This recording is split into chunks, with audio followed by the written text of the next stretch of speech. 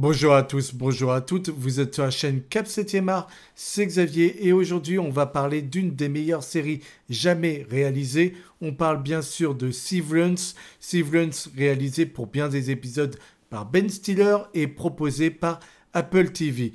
On va tout de suite enchaîner après le générique pour en parler. En attendant, vous likez la vidéo, vous vous abonnez et nous on revient tout de suite après.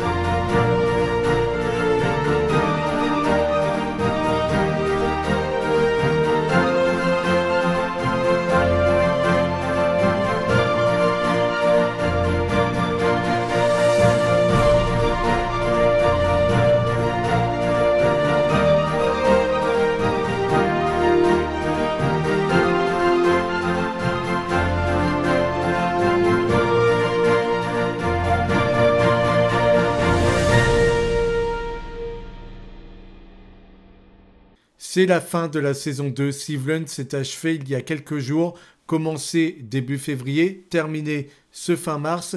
La série nous a vraiment proposé de magnifiques épisodes. Encore une fois, Ben Stiller a été présent sur cette série. Ben Stiller a réalisé 4 des épisodes de cette saison 2. Il en avait réalisé 6 sur la première saison. Donc sur 10 épisodes, il faut dire qu'il était réellement présent. Il l'est un petit peu moins, mais à chaque fois qu'il est présent, ça se ressent en termes de réalisation. Il a une patte qu'on reconnaît tout de suite. Mais Ben Stiller, j'ai envie de vous dire, donnez-lui du travail, donnez-lui à manger. Ben Stiller, c'était le réalisateur de The Hollander, de La vie rêvée de Walter Mitty, qui était un film très poétique. Et puis, il a fait aussi des films comme, je suis en train de regarder, Mais notre tonnerre sous les tropiques.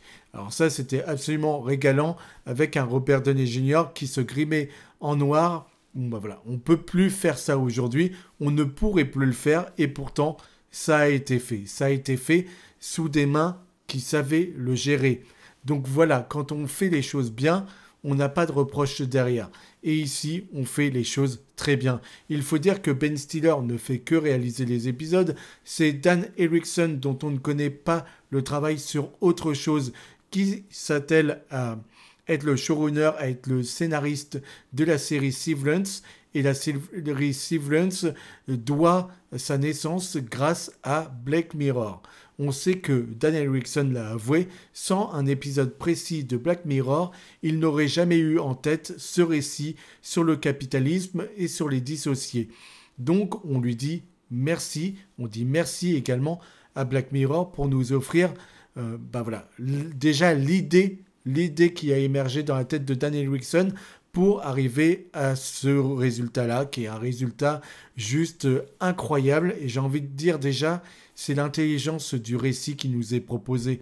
On est toujours surpris face à ce qu'il nous propose, on est toujours ému, il y a des ruptures de ton qui sont bien présentes, et c'est peut-être ça qui, pour moi, fait tout le charme de cette série.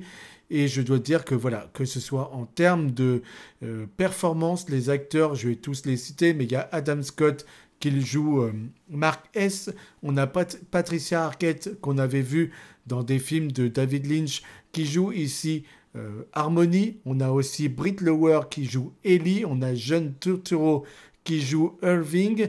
Nous avons, et je n'ai pas tous les noms en tête, donc je vais les regarder, Tramel Tillman qui joue Milchick, Dicken Lackman qui joue Gemma, et nous avons Zach Sherry qui joue Dylan. Donc voilà, ça c'est pour les acteurs les plus présents. Mais dans cette saison 2, on a des nouveaux personnages comme Mademoiselle Wong, qui est peut-être le personnage qui m'a fait le plus rire en début d'épisode, et j'ai regretté de l'avoir si peu par la suite.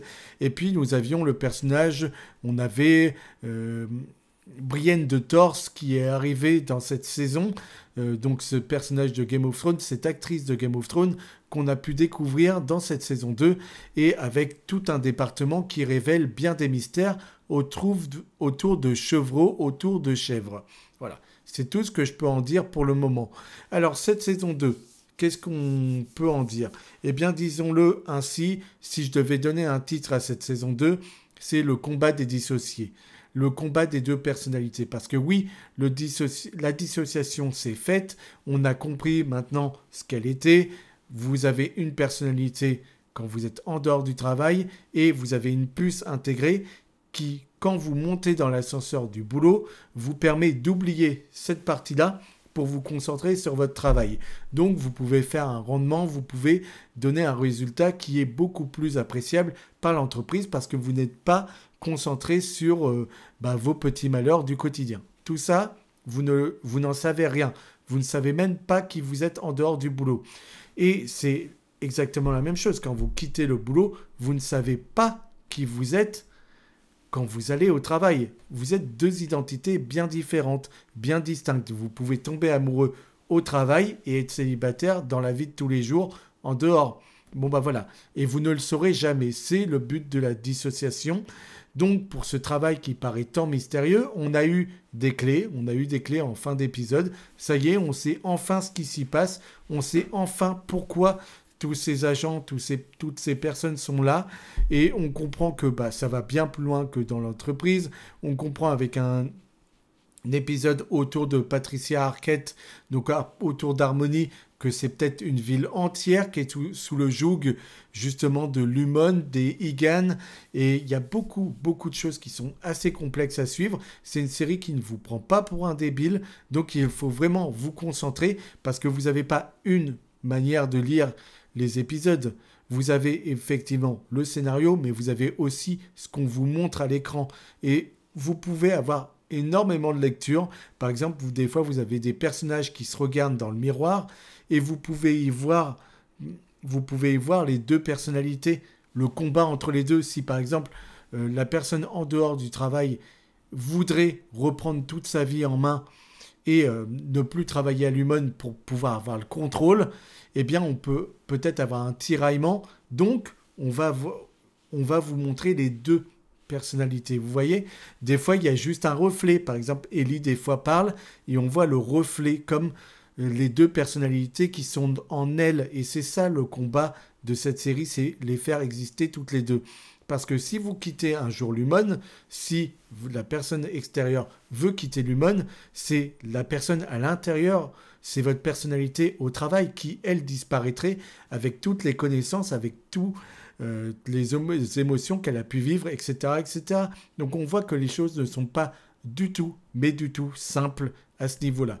Et c'est peut-être là où ça a été le plus intéressant, parce que je ne m'y attendais pas. Je ne m'attendais pas non plus à ce qu'ils ont osé faire en début de saison. Quand on attendait cette saison, ça faisait 3 ans, ils sont revenus pour dire, vous l'avez attendu, vous espérez les retrouver, on va vous faire attendre. Et donc, on vous faisait perdre dans ce labyrinthe qui était Lumon.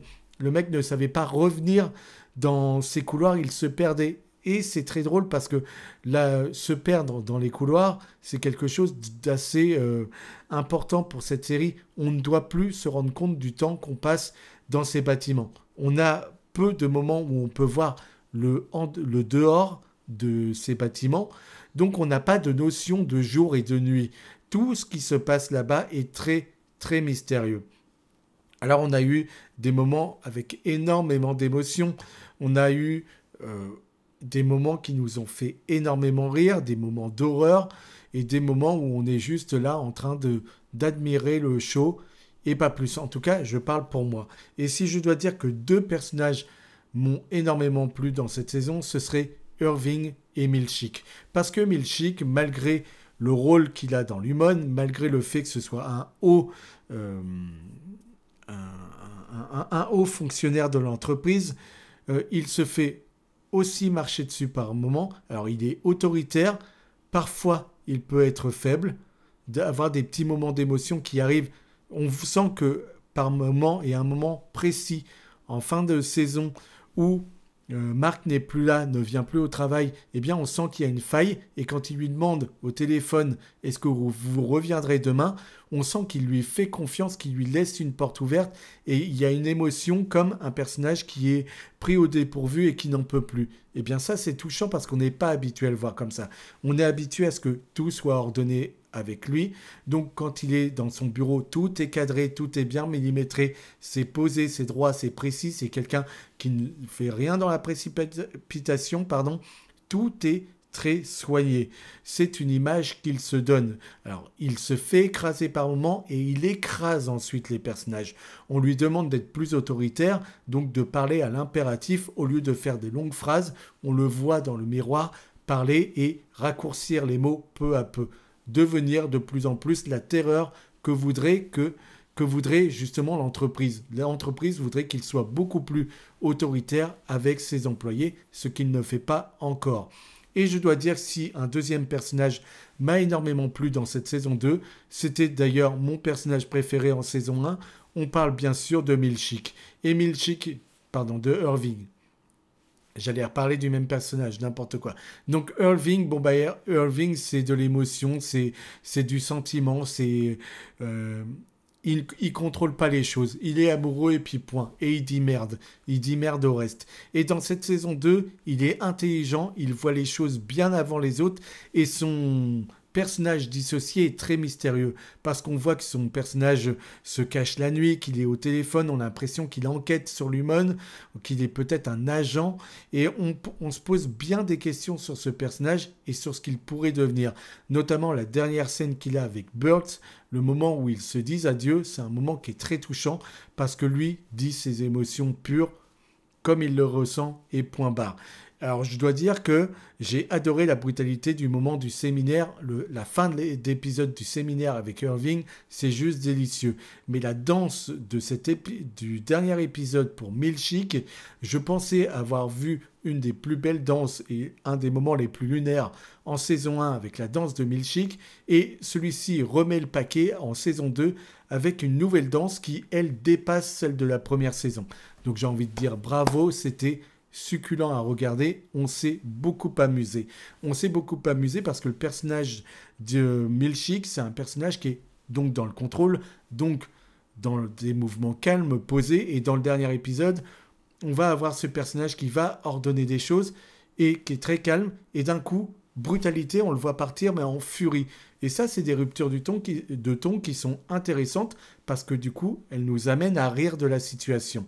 Et ça arrive très souvent, mais je dois notamment parler de l'épisode 10, qui est le plus frais, l'épisode que j'ai revu, et l'épisode qui m'a énormément marqué. Je pense qu'une fin d'épisode comme celle-ci, on en verra rarement, et c'est vraiment du petit chef-d'œuvre qui a été proposé. Parce que Ben Stiller est là à tout instant, parce qu'il comprend ce qu'il a envie de vous raconter, et qu'il le fait merveilleusement bien. Merveilleusement bien, pardon. Je ne sais plus parler ce soir, vous me pardonnerez. Moi aussi j'ai des ruptures et ça se fait au moment même où je fais cette vidéo. Ça fait 5 fois que j'essaye de la faire, donc réellement j'ai beaucoup de mal à... Parce que rien n'est ordonné, j'ai pas de papier, j'ai pas de prise de notes, rien n'est fait. Donc je me mets quelques mots par-ci par-là et à moi de me démerder après pour recentrer tout. Mais j'ai tellement, énormément de choses à dire sur la série que voilà, ça pétarde de partout. Donc vous me pardonnerez pour cela.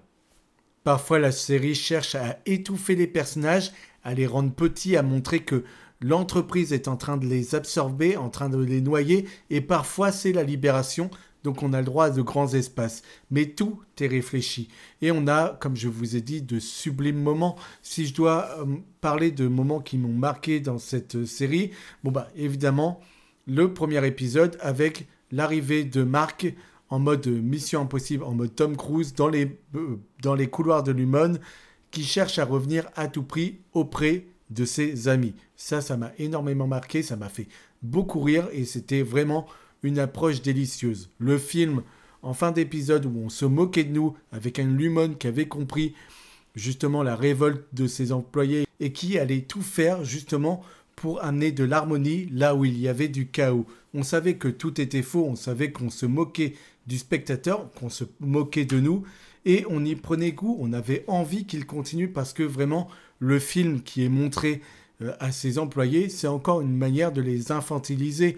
C'est encore une manière de montrer à quel point ils sont bêtes et si on leur donne un petit gâteau, si on leur donne une petite récompense, eh bien ils accepteront d'être esclaves de nouveau de tout ce qu'on leur demandera de faire. Et de toute façon, cette puce, ce qui est permis avec cela, on nous le montre bien, c'est que ces employés, dans la première saison, c'est comme des enfants. D'ailleurs, Captain Popcorn le disait très bien. Donc, on peut leur faire gober n'importe quoi et leur faire faire n'importe quoi. Et en saison 2, ils sont un petit peu plus rebelles. C'est un petit peu plus dur, justement, de pouvoir les canaliser et accepter qu'ils fassent ce que l'on leur demande sans qu'il y ait d'objection. Donc, voilà ce qui va être toute la saison 2. Mais il y a beaucoup encore de mystères. Le mystère autour de la policière qui aide Marc, il y a des mystères autour des chevreaux, il y a des mystères autour du beau-frère de Marc également. Moi, j'ai beaucoup de doutes par rapport à ce personnage-là. Je ne le crois pas du tout sincère. Pour moi, il est complètement faux, ce personnage. Par contre, oui, j'ai adoré tout ce qui a été montré autour de Harmony et toute l'influence de Lumon qui ne reste pas à Lumon, mais qui a l'air d'être généré bien plus autour. Donc j'ai l'impression que c'est vraiment une ville, peut-être un pays qui est entièrement sous le joug de la famille des Egan, qui vénère Kyr, je ne sais pas. Pour l'instant, on a beaucoup d'interrogations à ce niveau-là, mais ce qu'on sait, c'est que le combat de Marc dans cette série, c'était donc le fait, son travail en tout cas, c'était qu'il devait mettre des données. Il s'occupait de la puce de sa femme, sans le savoir, et donc les données qu'il récoltait permettaient à ce que sa femme soit apaisée, douce, et qu'on puisse en faire ce que l'on veut. Donc la dernière mission qu'elle fait, c'est elle rentre dans une chambre où il y a un lit de bébé. Et c'est la dernière chose qu'ils ont dû affronter en couple, Marc et Gemma.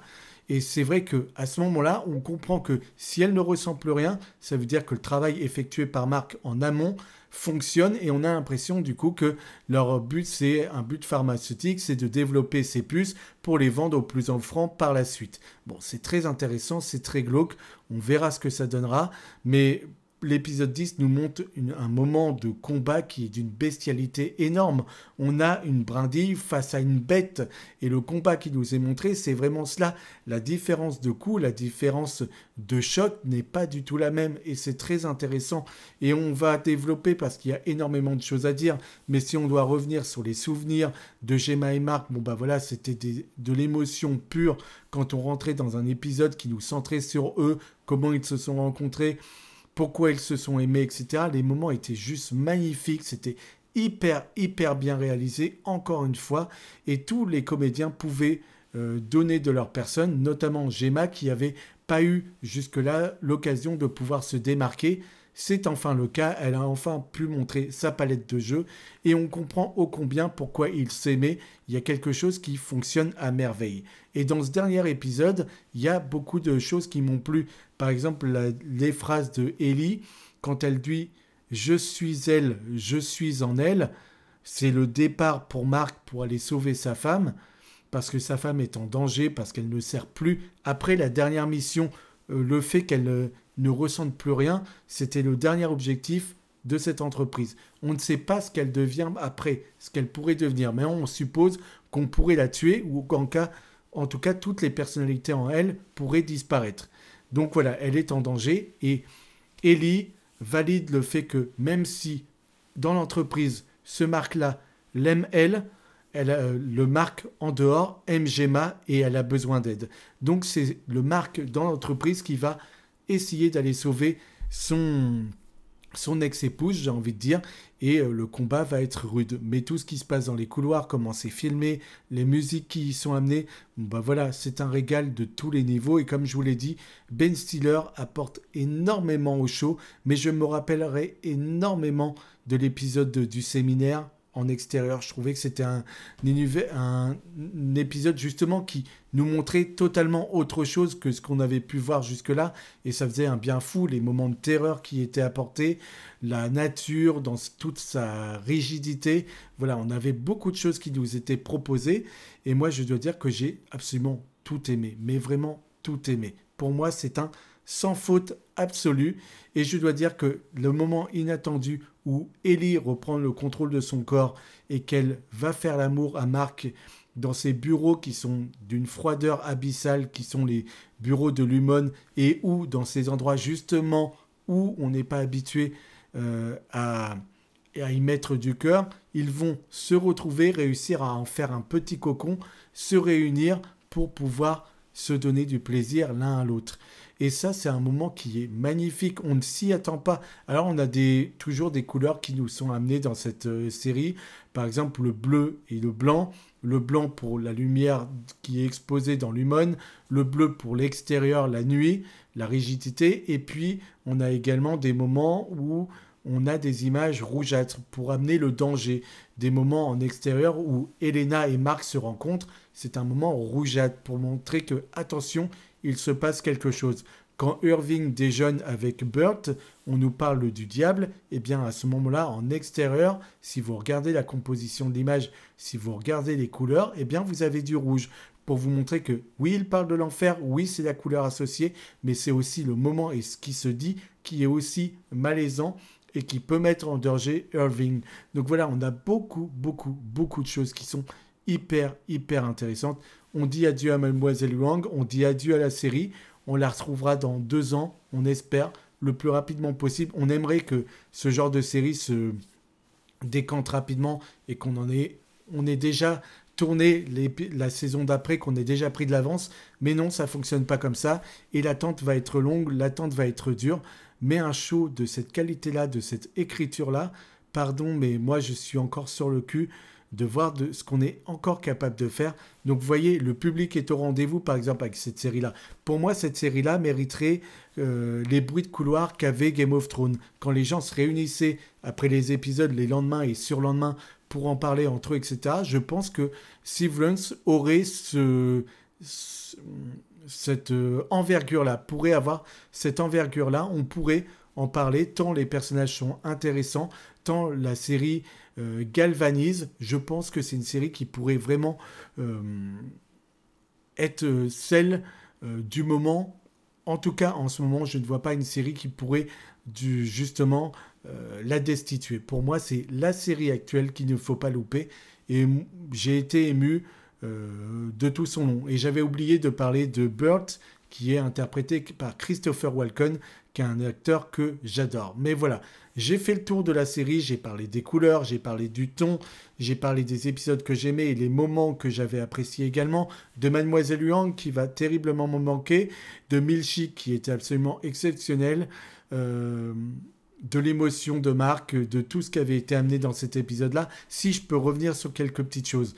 Quand je vous dis qu'il y a une intelligence de réalisation, par exemple, dans ce 10e épisode, vu qu'on comprend le travail de Mark et on sait que c'est lui qui interfère, c'est lui qui calme justement l'esprit de sa femme en mettant des données dans la puce que celle-ci a dans sa tête, c'est elle qui apaise le tout. Et bien, quand il se met au travail cette fois-ci, les chiffres qu'on va avoir sur cet écran habituellement qui ne nous parlent pas, eh bien ici ils vont avoir une certaine douceur. On va filmer le tout avec une certaine élégance. Quand il prend la souris et son clavier, on sent qu'il y a vraiment une émotion particulière, de la douceur derrière, parce qu'il pense à Gemma à ce moment-là, parce qu'il sait ce qu'il est en train de faire, parce qu'il sait qu'il est arrivé au bout d'un cheminement. Donc voilà, c'est très intéressant. En fonction de ce que nous raconte la série, la réalisation, elle, derrière, va poursuivre le message. Et c'est comme ça qu'on réalise de véritables shows. Et Severance en est un à tous les niveaux. Donc, bien évidemment, vous pourrez me retrouver pour en parler. Ceux qui aiment la série, vous n'hésitez pas à vous commenter, vous me dites vos moments préférés. Et puis, j'espère que vous vous êtes abonnés. Je vous l'ai dit en début d'épisode, abonnez-vous, likez l'épisode, likez ma vidéo. Et puis, on se retrouve très vite. Comme toujours, pour parler de séries et de films, vous avez tenu bon jusqu'au bout, je vous en remercie. La route a été longue et maintenant je vais me procurer un petit peu de repos et me mettre devant un nouveau film, une nouvelle série, comme toujours. Merci à vous.